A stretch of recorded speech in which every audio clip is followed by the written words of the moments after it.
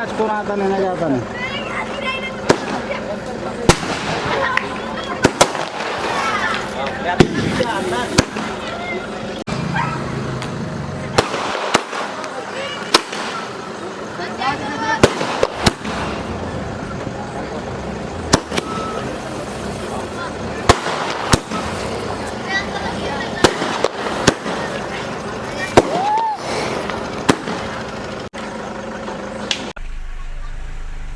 알고야지.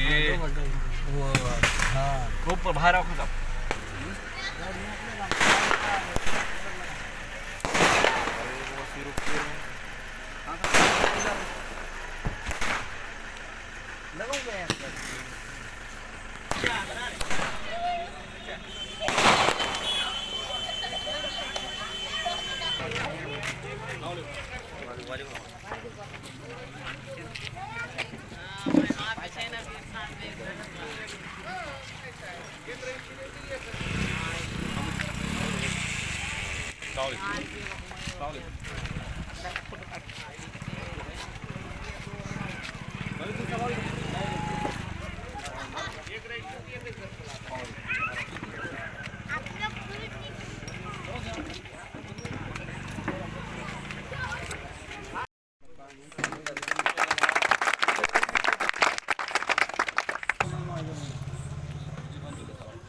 इधर देखो इधर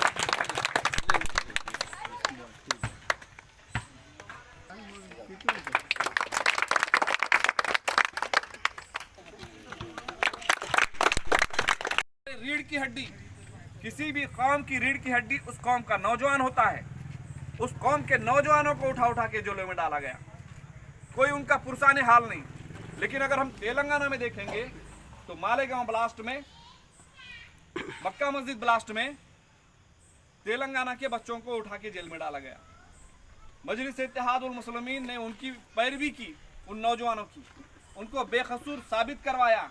और जब बेकसूर साबित करवाया तो असेंबली में मजलिस इत्तेहादुल मुस्लिमीन के एमएलए खड़े होकर कहते हैं कि चीफ मिनिस्टर साहब, आप असेंबली में ठहर कर पूरे तेलंगाना की अवाम से माफ़ी मांगिए कि ये बच्चे बेकसूर थे, हमने इनको जेल में डाला, हमसे गलती हुई, ये कैरेक्टर के अच्छे बच्चे हैं, उनको सर्टिफिकेट दीजिए. तो तेलंगाना में जो बच्चे झूठे केस में फंसाए गए थे उनको तेलंगाना की गवर्नमेंट ने कैरेक्टर सर्टिफिकेट दिया. उसके बाद सिर्फ कैरेक्टर सर्टिफिकेट देने से इनका कुछ गुजारा होने वाला नहीं है.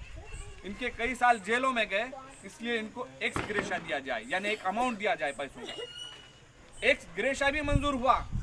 उन बच्चों को रोजगार करने के लिए, उन बच्चों का जो वक्त जेल में गया, अब वो बाहर आकर कुछ नहीं कर सकते, इसलिए उनको फंड भी दिया गया.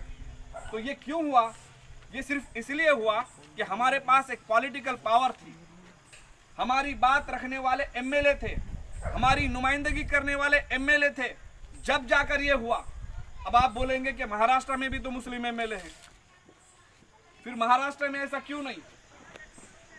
महाराष्ट्र के बेहिसाब बच्चों को उठा उठा कर जेलों में डाला गया.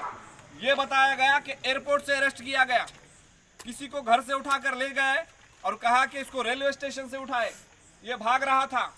ऐसे झूठे केसेस में महाराष्ट्र की भी बच्चों को डाला गया. लेकिन क्या यहाँ पर हमारा कोई पुरसाने हाल है? क्या महाराष्ट्र की असेंबली में किसी ने हमारे बच्चों के लिए आवाज उठाई? नहीं उठाई. सिर्फ मुसलमान होना काफी नहीं है, जिस पार्टी में है वो पार्टी भी मुसलमान होना बहुत जरूरी है. हमारी पार्टी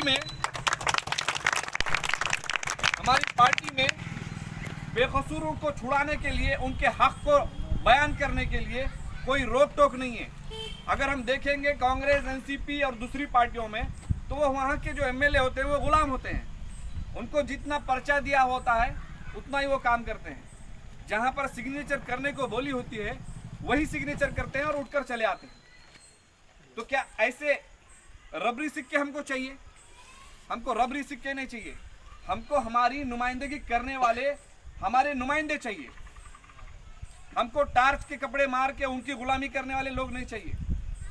हमको अपने मसाइल को हल कराने के लिए नुमाइंदों को भेजने की जरूरत है. तो मैं आपको बताना चाह रहा हूं कि महाराष्ट्र में जो मुसलमानों की आबादी है वो बहुत बेहतरीन है. महाराष्ट्र में 47 ऐसी सिटी हैं जो अक़लियती गलबे वाले हैं, जहाँ पे मुसलमानों का गलबा है। और ये 47 सीट ऐसे हैं, अगर मुसलमानों ने तय कर लिया कि हम यहाँ पर इसको जिताएंगे तो वही जीत जाता है। मान लीजिए अगर हमने 47 जगह पर अपने नुमाइंदे चुनवा कर लाए तो क्या रिजर्वेशन मिलना हमको बड़ी बात है? अरे दूसरी बात तो ये है, ये रिजर्वेशन वो दूर की बातें हैं, ये हमारे शरीयत में मदाखलत करते हैं। हमारे